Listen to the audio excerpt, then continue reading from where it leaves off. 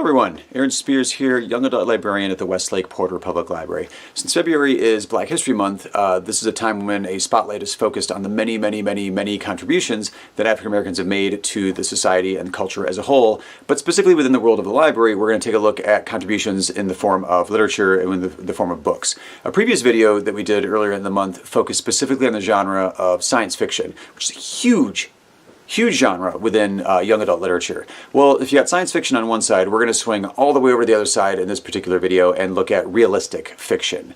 There is not a shortage at all of societal ills out there, and contemporary African American authors are addressing a lot of these ills head on in their works. We're going to be taking a look at established authors who are many novels into their career, and we're going to take a look at some brand new authors that are putting out their debut books, which are just as stunning as anything else that's already on the shelves there. So let's jump in looking at realistic fiction from African American authors in this February Black History Month. First up, but in no particular order, we have American Street by Ibi Zoboi. She is a Haitian American author, which will become relevant in just a moment here. This particular book, American Street, starts off with, on the corner of American Street and Joy Road, Fabiola Toussaint thought she would finally find une belle vie, a good life. So this is our protagonist and main character, Fabiola Toussaint. After they leave Port-au-Prince, Haiti, Fabiola's mother is detained by U.S. immigration, which leaves Fabiola, she goes by Fab in the book, which leaves Fabiola to navigate her loud American cousins, Chantel, Donna, and Princess, but also the grittiness of West Side Detroit, which is where she settles with her extended family. She also has to deal with a new school, she has to deal with a surprising romance, and all this on her own without her mother, which is kind of her support system. So just as she starts to find her footing in this strange new world, a dangerous proposition presents itself, and Fabiola soon realizes that freedom comes with a cost. She is now then at a crossroads as all these different elements kind of come together in her life to really test her mettle and see what she's made of as a young woman in kind of a fish out of water scenario. She's in Detroit and in an area that she's totally unfamiliar with. This book, it was a nationalist for the, it was a finalist for the National Book Award. It was also Zoboi's debut novel as well. She has since gone on to write books like My Life as an Ice Cream Sandwich, which is more of like a juvenile fiction book, and most recently an amazing book called Punching the Air with co-author Yusef Salaam. So American Street is perfect for you if you're interested in obviously the topic of realistic fiction, but also this blends in some really interesting kind of Haitian history and some Haitian voodoo beliefs, so you got a little bit of magical realism going on, and then there's also romance and the family drama that we've already kind of mentioned. Next up, we have Piecing Me Together by Renee Watson. Renee Watson is an art educator, but she's also an author. She's done picture books, she's done middle grade books, and then she's done young adult novels, which is why we are here today talking about Piecing Me Together. So in Piecing Me Together, we have our protagonist, Jade. She believes she must get out of her poor neighborhood if she's ever going to succeed. Her mother tells her pretty much the same thing, to take advantage of every opportunity that comes her way and to utilize the skills that she's got. So Jade has done this, and she accepts a scholarship to a mostly white private school, and even Saturday morning test prep opportunities that come her way. But some opportunities feel more demeaning than helpful. Like she gets an invitation immediately at the school to join the Women to Women, a mentorship program for quote-unquote at-risk girls. Except really what Jade comes to find out is that this is for black girls from quote-unquote bad neighborhoods, according to her school. So just because her mentor is black and graduated from the same high school doesn't mean that this mentor really understands where Jade is coming from at all. Jade gets very tired of being singled out as someone who needs help, someone people need to fix, in their words. So Jade comes to realize that maybe there are some things that she could show these successful women around the school about what the real world is like for her, because she's a creator and she's an artist. So Jade wants to speak, to create, to express her joys, her sorrows, her pain, and her hope, and maybe these are some of the things that could show other women at the school and other students at the school about understanding the world and finding ways to be real and to make a real difference. This novel was a John Newbery honor winner and also a Coretta Scott King Author Award. Set in the real world, it tackles ideas of friendship, of race, of privilege, of identity. Up next we have Let Me Hear a Rhyme by Tiffany D. Jackson. This book came out just about a year, well, 2019, but it is actually set in 1998. So it's realistic fiction, but it's actually time traveling us back to the late 90s. So we've got Brooklyn, 1998, Biggie Smalls was right. Things done changed. But that doesn't mean that Quadir and Jarrell are cool letting their best friend Steph's music lie forgotten under his bed after he's murdered. Not when his rhymes could turn any Bed-Stuy corner into a party. So, with the help of Steph's younger sister Jasmine, they come up with a plan to promote Steph's music under a new rap name, The Architect. So soon, everyone wants a piece of him. When his demo catches the attention of a hothead music label representative, the trio must prove Steph's talent now from beyond the grave.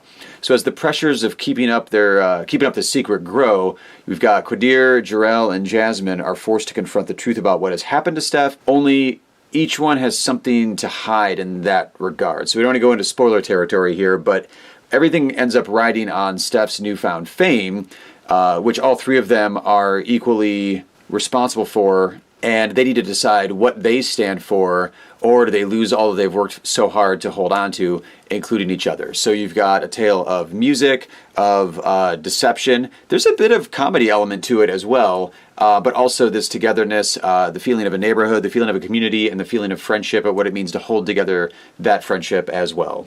Calling My Name by Liara Tamani. This is Tamani's debut novel. She's gone on to write another book that just came out in 2020 as well. But I wanted to focus in on this one because it's a striking debut novel and also a really fascinating the way that she puts together this story. Calling My Name is a coming-of-age story that explores the universal struggles everybody faces of growing up, battling family expectations, discovering a sense of self, and finding a unique voice and purpose. Things everybody strives for as they're growing up. In this particular case, our protagonist is Taja Brown. She lives in Houston with her older brother Damon, her younger sister Naima, and her thoughts. Living with devout Catholic parents, Taja must figure out how to navigate moments she feels that bring her closer to God, but aren't her parents' kind of religion. So a little bit of, there's the family expectations there. She grows up through crushes, first kisses. She loses her virginity to her first boyfriend, even after her parents give them both purity rings. So this creates a conflict within her mind too, even more so the fact that later on she ends up denying to a friend of hers that she's no longer a virgin, and she grapples with these feelings of shame and guilt. The weight of societal pressure and the pressures that girls feel put upon them via society and via her parents as well are examined very thoroughly within this book. At one point, Taja even thinks about the unspoken rules of misogyny of African American religious culture as well. She doesn't publicly challenge this or really get in her family members' face about it or question them, but since the book is told through her thoughts and her feelings, we do get access to those thoughts through her inner monologue within the book.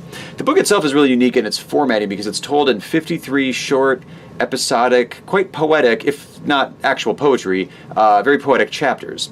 It follows Taja on her journey from middle school all the way up through high school. So you get the entire progression as she goes through all of those different grade levels there, through 53 lyrical vignettes. And this one, like the previous book we just talked about, is set in the 1990s, but it covers a longer time span since you're getting her from middle school all the way through high school. It's an amazing story of family, friendship, learning about one's true identity. It was awarded, when it came out in 2018, as a finalist for the PEN America Literary Award. Up next we have Here Comes the Sun by Nicole Dennis Benn.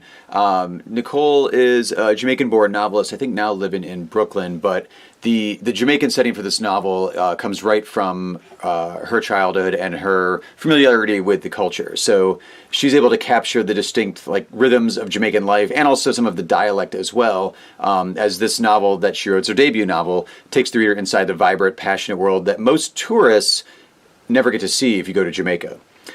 So this book, Here Comes the Sun, is set at an opulent resort in Montego Bay and features Margot as she hustles to send her younger sister, Thandi, to school.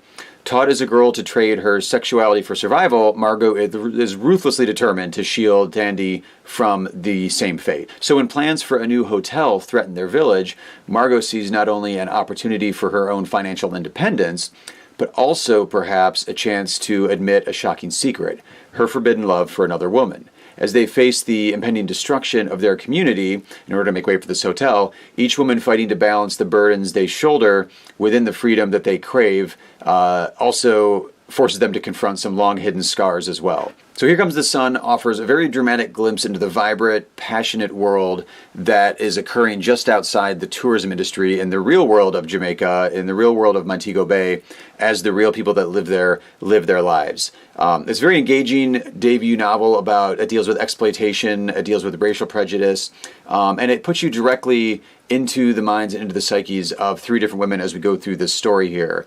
It also examines how the creeping colonialism of the hotel industry is edging into indigenous cultures, specifically in this case within Jamaica, and the effect that displacement has on these people, on their lives, on their love lives, on their education, on their ability to work and make a living and provide for their family. Here Comes the Sun was a winner of the Lambda Literary Award when it came out and was also named one of the best books of the year by the New York Times.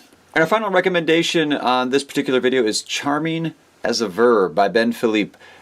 Ben was born in Haiti, raised in Montreal, Canada, and currently lives in New York City as an author. This one is actually kind of, I could say, as a comedy, kind of a comedy romance coming of age story. So the Charming as a Verb, Ben Philippe has put together a story where our protagonist is Henry, nicknamed Halty, Henry Haltwagner. So Halty can charm just about anybody. He's a star debater and a popular student at the prestigious FATE Academy. The dutiful first-generation Haitian son, and he is a trusted dog walker for his wealthy New York City neighbors. But his easy smiles mask a burning ambition to attend his dream college, Columbia University. There's only one person who seems immune to Halty's charms, and that is his, quote, intense classmate, and also happens to be his neighbor, Corinne Troy. When she uncovers that Halty's got a less than honest dog walking scheme going on with his rich neighbors, she blackmails him into helping her change her image at school. So Halty agrees to this, seeing a potential upside for him as well. So soon what started as a mutual hustle between the two turns into something more surprising than either of them had ever bargained for. It's a sharply funny book. It's very insightful about the kind of the tiny little hustles that everybody does, even if they're not really aware of it, in order to keep from doing some of the hardest things they have to do in life, which is be yourself. Again, it's a very funny, engaging story. It's a coming-of-age story, and it's also it tackles a lot of contemporary issues that young adults are going through these days.